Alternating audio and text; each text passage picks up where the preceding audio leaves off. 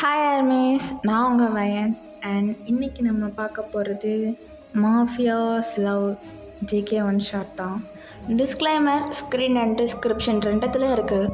எல்லாம் ஃபுல்லாக படிச்சுட்டு நல்லா படிச்சுட்டு கம்ஃபர்டபுள்னா மட்டும் ஸ்டோரிக்குள்ளே வாங்க. நான் கண்டிப்பாக யாரையும் ஃபோர்ஸ் பண்ணல. ஓகேடா, no intro, let's back into the dream. ஆக்சுவலாக ஜேகேவும் நீங்களும் பரம்பரை மாஃபியா. அதாவது ஜேகேவோட அப்பாவும் மாஃபியா தான், ஜேகேவோட தாத்தாவும் மாஃபியா தான். அதே மாதிரி நீங்களும் மாஃபியா தான், உங்கள் அப்பாவும் மாஃபியா தான், உங்கள் அப்பாவோட அப்பாவும் மாஃபியா தான். மாஃபியாங்கிறது உங்கள் பிளட்லேயே ஊர்ன விஷயம். பட் நீங்கள் நெகட்டிவ் மாஃபியாஸ் இல்லை, பாசிட்டிவ் மாஃபியாஸ். எப்படின்னா, நெகட்டிவ் மாஃபியாஸ் பண்ணுற எல்லா விஷயத்தையும் தடுத்து அவங்க பிளானெல்லாம் உடச்சி அவங்கள மண்டையே பிச்சுக்க வச்சு, ஐயோ இந்த மாஃபியா தொழிலுக்கே வரமாட்டான்டா, என்னை விட்டுருங்கடான்னு கதற விட்டு அனுப்புறதில்ல ஸ்பெஷலிஸ்ட் உங்கள் ஃபேமிலி.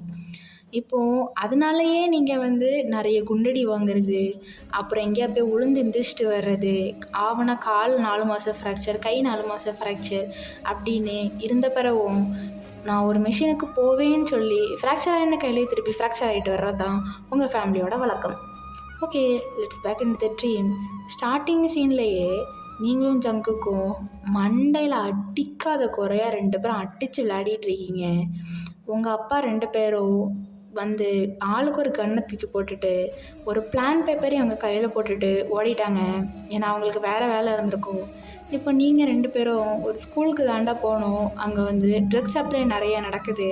அதை நடத்துகிறதே ஒரு பையன்தான். ஆக்சுவலாக நான் அது ஒரு ஸ்கூல் ஸ்டூடெண்ட் இல்லை, அது ஒரு ஆள். அவன் நிறைய ட்ரக்ஸ் சப்ளை பண்ணுறான். ஸ்டூடெண்ட்ஸ் வேஷம் போட்டுட்டு ஸ்டூடெண்ட்ஸ் ஸ்கூலேருந்து சப்ளை பண்ணுறான். அது யாருன்னு கண்டுபிடிச்சி போலீஸ்ட்டை மாட்டி கொடுத்துட்டு, போலீஸ் நீங்கள் யாருன்னு கண்டுபிடிக்கிறதுக்கு முன்னாடி அந்த இடத்துல எஸ் ஆகிறது தான் உங்களுக்கு வேலை. இப்போது நீங்களும் ஜேகேவும் தான் ஸ்கூல் யூனிஃபார்ம் போட்டுட்டு அதில் நீங்கள் ஹைலைட்டாக ரெட்டை சடையெல்லாம் போட்டுட்டு அவங்கவுங்க கிளாஸ்க்குள்ளே என்ட்ரு ஆகுறீங்க. பட் அந்த ஹோல் ஸ்கூலுக்குமே தெரியும் நீங்கள் 2 பேரும் மாஃபியாஸ்ன்னு, எக்ஸப்ட் தி ஸ்டூடெண்ட்ஸ். நீங்களும் யாருக்குமே தெரியாமல் அவங்கவுங்க சீட்டில் போய் உட்காந்துக்கிறீங்க. நிறைய ஸ்டூடெண்ட்ஸ் உங்கள் கூட இன்ட்ரோ ஆகிக்கிறாங்க.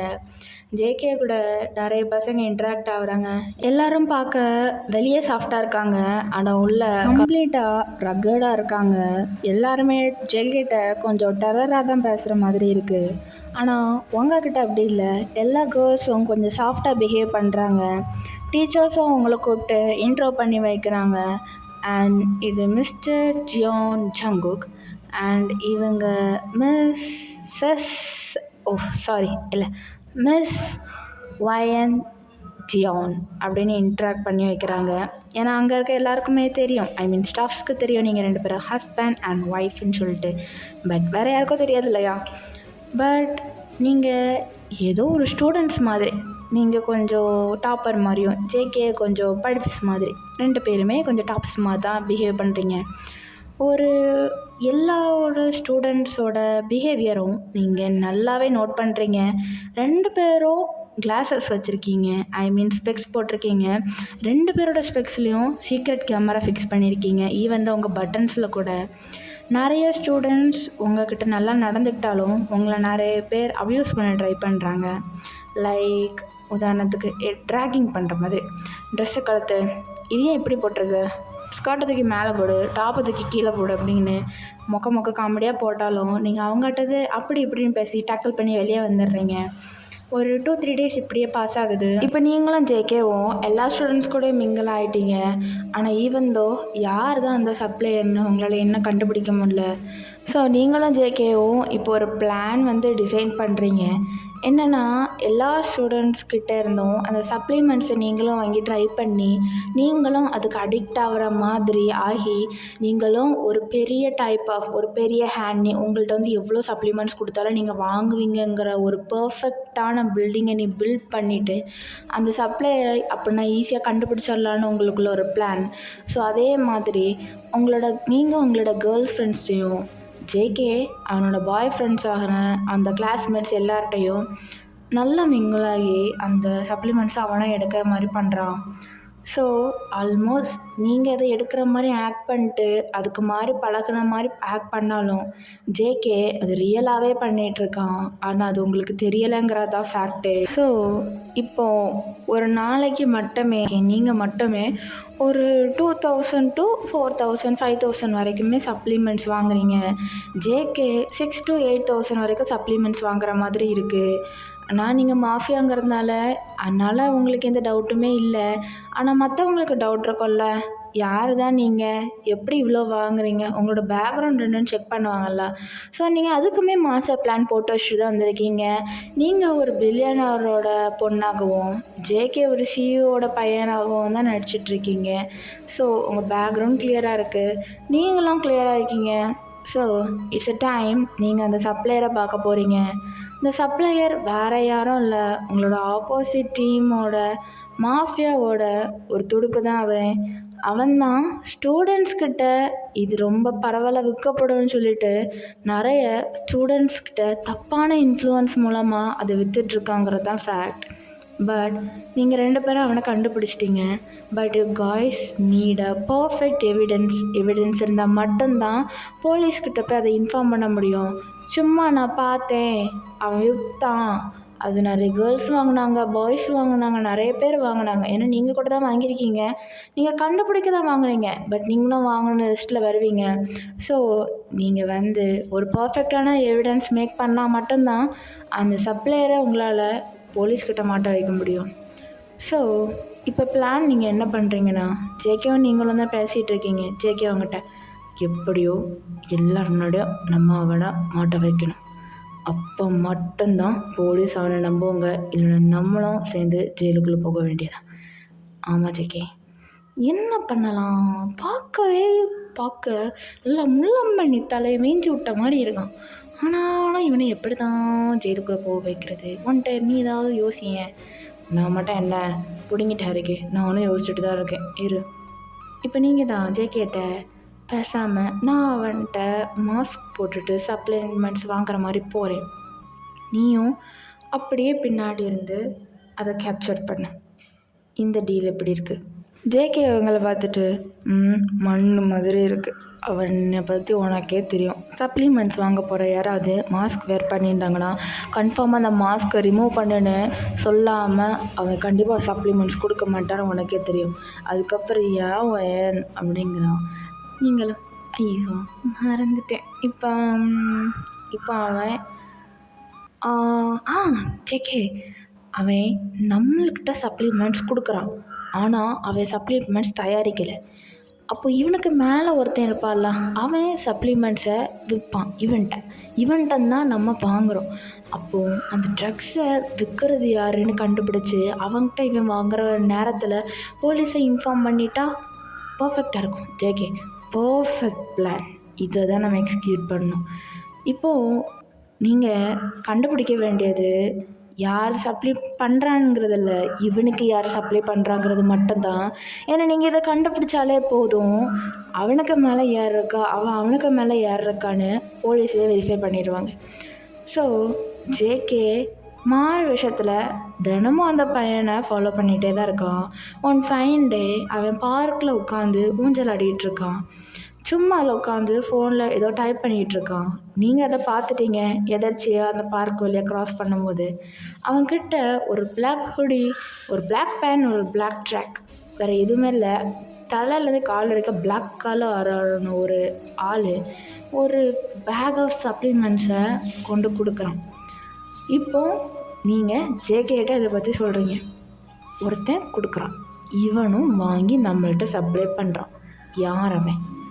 இப்போது உங்களுக்கு ஒரு டவுட் என்னென்னா, இந்த ஆக்டிவிட்டி டெய்லி நடக்குதா, R weekly once, R weekly twice, இல்லை மந்த்லி ஒன்ஸ் நடக்குதா அப்படின்னு நீங்கள் கண்டுபிடிச்சா மட்டும்தான், உங்களுக்கு அக்யூரேட் டைம் தெரிஞ்சால் மட்டும்தான் உங்கள்கிட்ட போலீஸ்ட்டு நீங்கள் அவனை மாட்டி கொடுக்க முடியும். ஸோ இப்போ நீங்கள் பண்ணுற ஒரே வேலை என்னென்னா, நீங்கள் அவனை அந்த பார்க்குக்கு அவன் எப்போல்லாம் வரான். நீங்கள் ஒரு ஃபைன் சண்டே இப்போ பார்க் வழியாக போயிட்டுருக்கீங்க, வாயில் ஒரு பபிள் கம் சூ பண்ணிட்டே போகிறீங்க. இப்போ நீங்கள் ஒன்றும் பண்ணல, உங்கள் பேக்கெட்டுக்குள்ளேருந்து ஒரு மினி கேமரா எடுத்து அந்த பபிள் கம்மில் ஒட்டி அங்கே இருந்த ஒரு லைட் போஸ்ட்டில் ஒட்டி விட்டுட்டீங்க. ஸோ இப்போ உங்களால் அந்த பார்க்கில் என்ன நடக்குன்னு தெரிஞ்சுக்க முடியும். ப்ளஸ் அந்த சப்ளையர் யாருன்னு கூட உங்களால் கண்டுபிடிக்க முடியும். ஸோ நீங்கள் ஜேகே அப்சர்வ் பண்ணதில் நீங்கள் கண்டுபிடிச்ச விஷயம் என்னதுன்னா, நத்திங் பட் அந்த சப்ளையர் வீக்லி ட்வைஸ் வரான், அதுவும் ஒரு நாள் விட்டு ஒரு நாளுங்கிற மாதிரி.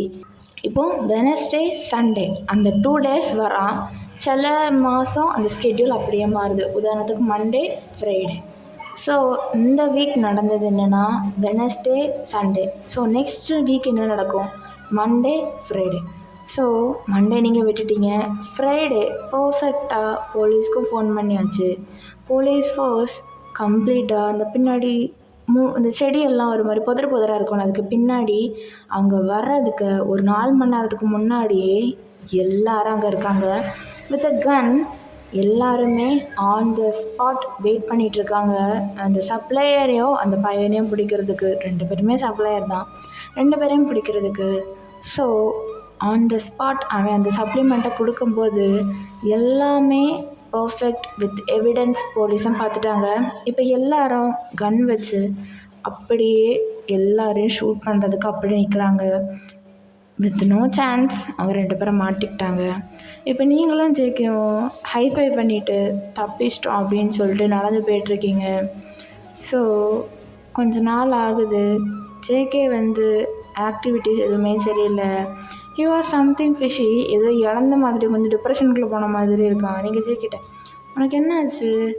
ஏதாவது உடம்புக்கு ஏதோ சரியில்லை, ஃபீவர் அடிக்குது? இல்லை, நீ அப்படிப்பட்ட ஆள் கிடையாது. என்னடா ஆச்சு உனக்கு?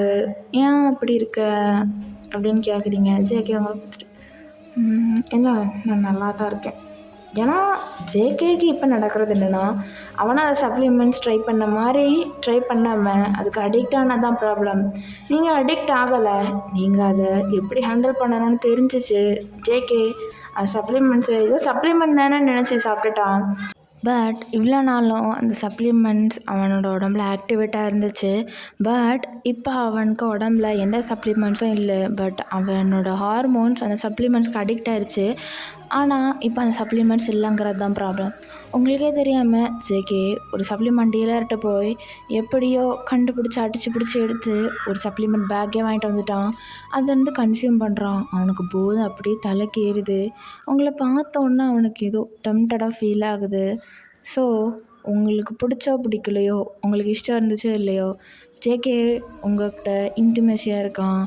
பட் உங்களோட தாட் என்னென்னா, ஜேகே மேபி அவனுக்கு எதாவது ஃபீல் ஆகிருக்கும், அதனால இருந்திருப்பான். நம்ம மேலே லவ் இருக்குது அப்படின்னு நினச்சிருப்பீங்க. யா, உங்கள் மேலே லவ் இருக்குது தான், இல்லைன்னு சொல்லலை. பட் ஜேகே ஒரு லவ் மேக் பண்ணியிருப்பான்னு நினச்சிருப்பீங்க. But that's not true.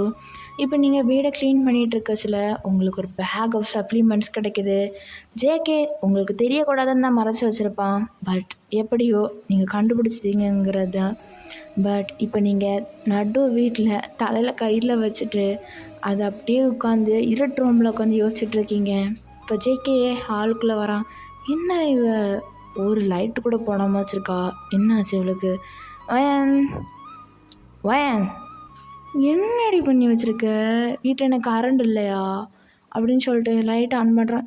Current இருக்கே, அப்புறம் என்னடி என்ன ஆச்சு அப்படின்னு சொல்லி பார்க்குறான். ஜஸ்ட் கிச்சனில் போய் தண்ணி குடிச்சிட்டு அப்படியே வரான். அவன் அந்த சப்ளிமெண்ட்ஸை பார்க்கல, உங்களை மட்டும் தான் பார்த்துட்டேன். என்ன வயன், இன்னைக்கு என்ன நைட்டிலாம் வித்தியாசமாக போட்டிருக்க, பைஜாமா செட்லாம் வித்தியாசமாக இருக்கு. என்ன வயன், மாமாவோட நீ மூடாக இருக்கியா அப்படின்னு கேட்குறான். உங்களுக்கு அப்படியே டென்ஷன் ஆகுது. அப்படியே ஏதாவது எடுத்து அப்படியே சப்பு சப்புன்னு தலையில் போட்டு உடச்சிடலாமான்னு வருது. பட் உங்களால் எதுவுமே பண்ண முடியல. அந்த சப்ளிமெண்ட்ஸ் பேக்கை அப்படியே தூக்கி ஜேகே மூஞ்சில் கடை செய்யுங்க. ஜேகே அது அது நான் சொல்கிறேன், நான் இந்த சப்ளிமெண்ட்ஸை நம்ம அடிக்ட் ஆகக்கூடாதுன்னு தான் சொன்னேன். பட் என்ன அறியாமே நான் அடிக்ட் ஆகிட்டேன்.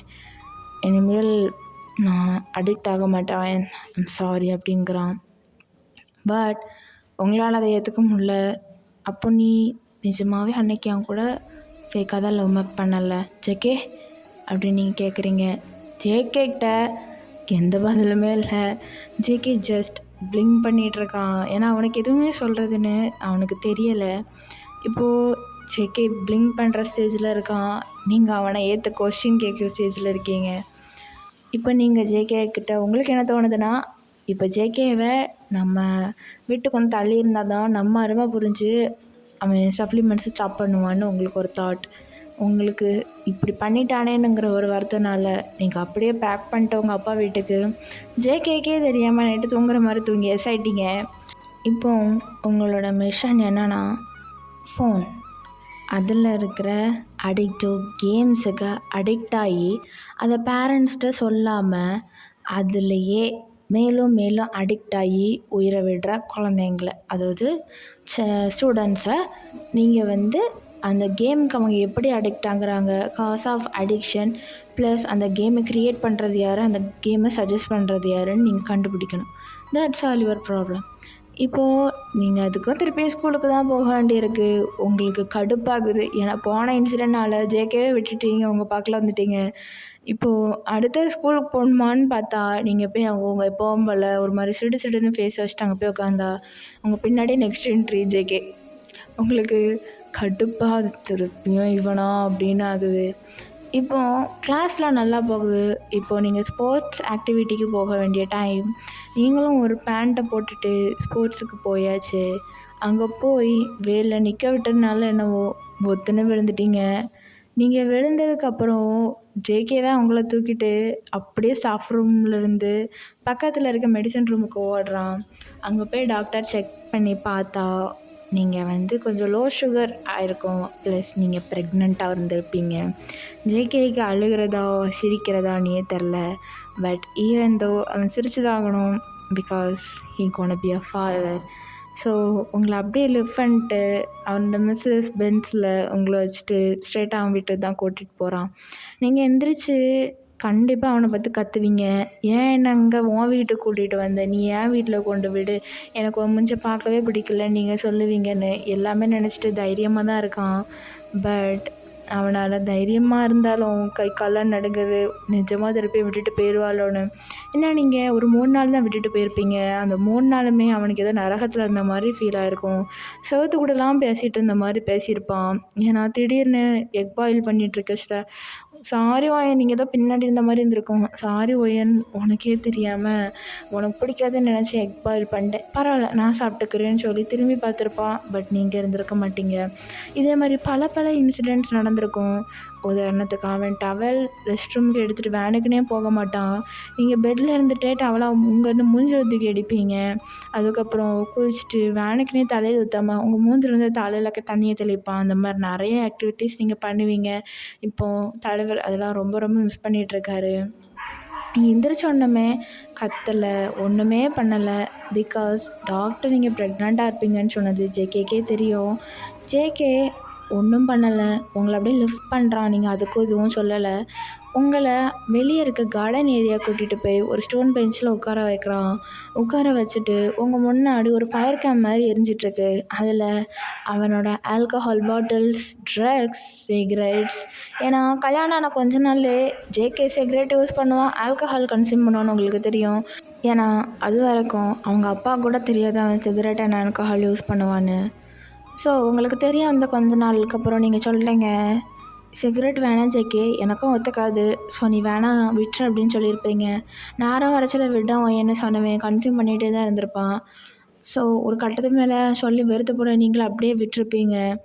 ஸோ இப்போ என்ன நடக்குதுன்னா, ஜேகே அந்த ஃபயர் எரிஞ்சிட்ருக்குல்ல, அதில் அவனோட சிகரெட், ஆல்கஹால், அவன் யூஸ் பண்ண சப்ளிமெண்ட்ஸ், அந்த ட்ரக்ஸ் எல்லாமே போட்டு எரிச்சிட்டான். உங்களுக்கு அந்த நெடி கூட வந்துடக்கூடாதுன்னு அப்படியே உங்களை திருப்பி ரூமில் கூட்டிகிட்டு போய் உங்களை நல்லா பார்த்துக்குறான். ஈவன் தான் நீங்கள் ஜேகேட்ட ஒரு சிங்கிள் வேர்டு கூட பேச மாட்டீங்க. இப்போ நீங்களும் ஜேகேயும் தான் சைலண்ட்டாக காரில் போயிட்டுருக்கீங்க. வேறு எங்கேயும் இல்லை, உங்கள் அம்மா அப்பா அப்புறம் ஜேகே அம்மா அப்பா ஒரு ஃபேமிலி கேதரிங் மாதிரி. அங்கே போனதுக்கப்புறம் இப்போ நீங்கள் ஒரு 3 months ப்ரெக்னென்ட், ஓகேவா? அங்கே போனதுக்கப்புறம் நார்மலாக ஃபேமிலி டின்னர் மாதிரி தான் இருக்குது. அவங்ககிட்டலாம் நீங்கள் சிரித்து தான் பேசுகிறீங்க. ஜேகே 1 second அப்படின்னு சொல்லி போனவன் இப்போது பாட்டு பாடிட்டுருக்கா உங்களுக்காக. என்னை நான் யார் என்று சொன்னாலும் புரியாத என் காதல் நீர்ந்து யாருக்கும் தெரியாத நீ கேட்டால் உலகத்தை நான் வாங்கி தருவேனே, நீ இல்லா உலகத்தில் நான் வாழ மாட்டேனே. பாட்டு பாடி முடித்ததும் இப்போ அவங்கள பொறுமையாக லிஃப்ட் பண்ணிவிட்டு ஒரு ஸ்பாட்லைட்டு கீழே நிற்க வைக்கிறோம். வயன் நம்ம லைஃப்பில் எவ்வளவோ ஃபேஸ் பண்ணியிருக்கோம், எவ்வளோ ஸ்ட்ரகிள்ஸை தாண்டி வந்திருக்கோம். பட் நம்ம எல்லாமே சேர்ந்து தான் பண்ணோம். ஸோ நம்மளுக்கு அது ஸ்ட்ரகிள்ஸாகவே இல்லை, அது ஒரு பெரிய பாரமாகவே இல்லை. ஸோ என்னோடய லைஃப் நான் இப்போ புரிஞ்சுக்கிட்டேன். அந்த 3 days நீ இல்லாத போது என் லைஃப் நீ இல்லைனா ஒரு செகண்ட் கூட பாரமாக தான் இருக்கும்னு. ஸோ உனக்கும் அப்படி தான் இருந்திருக்கும்னு நினைக்கிறேன். ஸோ நம்ம லைஃப்பை சேர்ந்து பாரமே இல்லாமல் லீட் பண்ணலாம் அப்படின்னு சொல்கிறேன். உங்களுக்கும் அந்த 3 days அந்த ஜங்குக்கோட ப்ரெசன்ஸ் இல்லாமல் ரொம்ப கஷ்டப்பட்டிருப்பீங்க. பட் உங்களாலேயும் ஜங்குக்கு இல்லாமல் இருக்க முடியாது. ஸோ நீங்கள் ஸ்மைல் பண்ணிட்டு ஜேகே பார்த்து சிரிக்கிறீங்க. ஸோ ஜேகே என்னை திருப்பியும் கல்யாணம் பண்ணிக்கிறியா வயன் அப்படின்னு சொல்லி கேட்குறான். நீங்களும் ஜேகே பார்த்துட்டு எஸ் சைடு ஜேகே எப்படி சொல்கிறீங்க? உங்கள் பேபி உங்கள் வயத்தில் இருந்த பிறகு 9th month ஆக்சுவலாக உங்களுக்கு நெக்ஸ்ட்டு டெலிவரி ஆகுறங்க டைமில் இன்றைக்கி நீங்கள் என்ன பண்ணுறீங்கன்னா, ஒரு திருடனை பிடிக்கிறேன் அப்படிங்கிற பேரில் உங்கள் பின்னாடி ஜேகே, அதுக்கு பின்னாடி போலீஸ் வந்தும் நீங்கள் ஏதோ ஸ்டண்ட் பண்ணுறேன்னு ஒரு பில்டிங் மாடியிலேருந்து இன்னொரு பில்டிங்கில் தாவி உங்களுக்கு வாட்டர் ப்ரோக் ஆகி லேபர் பெயினே வந்திருக்கும். திருடனை கவனித்து அவசரத்தில் ஜேகே உங்களா மறந்துருப்பார். நீங்கள் அந்த பில்டிங்கை விட்டு தடுமாறி இறங்கி ஓடிட்டுருக்கீங்க ரோட்டில், வழி தாங்க முடியாமல். ஜேகே அந்த திருடனை பிடிச்சி போலீஸ்கிட்ட கொடுத்துட்டான். இப்போ அப்படியே உங்களை தேடுறா, ஐயோ எங்கே போனான் அப்படின்ட்டு பார்த்தா நீங்கள் நடு ரோட்டில் பிச்சைக்காரி மாதிரி ஐயோ வலிக்குதுன்னு சைடு ரோட்டில் கத்திகிட்டே ஓடிட்டுருக்கீங்க. ஏன்னா இப்போ ஜேகே ஐயோ முன்னாடி பிரசவலி வந்துருச்சு அப்படின்னு போலீஸ்ட்டு சொல்லிட்டு அப்படியே வந்து உங்களை தூக்கிட்டு அவன் ஒரு பக்கம் ஓடிட்டுருக்கான். பக்கத்தில் டிரைவர், சார் கார் வந்துருச்சு அப்படின்னு சொல்ல, யோ முன்னாடியே வர மாட்டியா ஐயான்னு டிரைவருக்கு 4 கற்று விட்டுட்டு அவனை காரில் ஏறி இப்போ நீங்கள் ஹாஸ்பிட்டலில் இருக்கீங்க. வித்தின் ஒரு 15 days கூட ஆகலை, பேபியை உங்கள் அப்பா அம்மா அதுக்கப்புறம் ஜேகேயோட அப்பா அம்மா தலையில் கட்டிட்டு நீங்கள் மாஃபியா வேலை பார்க்க போயிட்டீங்க. உங்களால் மாஃபியாவும் விட முடியாது, ஜேகேயும் விட முடியாது. ஹாப்பி என்டிங் நல்லா இருக்கும்னு நினைக்கிறேன். ஏன்னா இது வந்து எக்ஸாக்டாக போன சண்டே நான் ஆரம்பித்த வாய்ஸ் ஓவர் இந்த சண்டே தான் முடிச்சிருக்கேன். அப்கமிங்கில் இன்னும் ஃபுல்லாக ரிக்வெஸ்ட் ஒன் ஷாட் தாண்டா வரும்.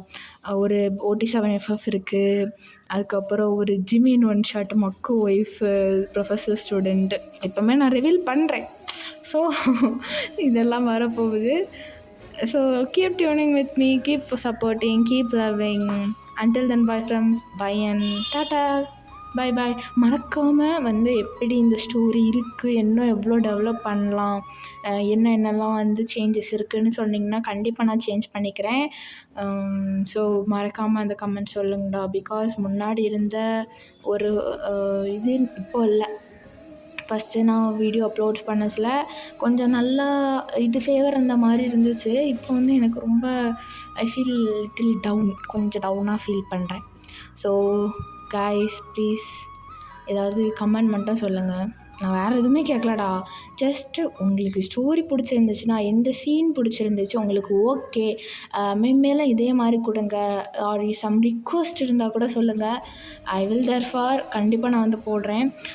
எப்படி இருந்துச்சுன்னு ஒரு 1 or 2 lines ஆவது சொல்லிடுங்கடா. Okay, thank you.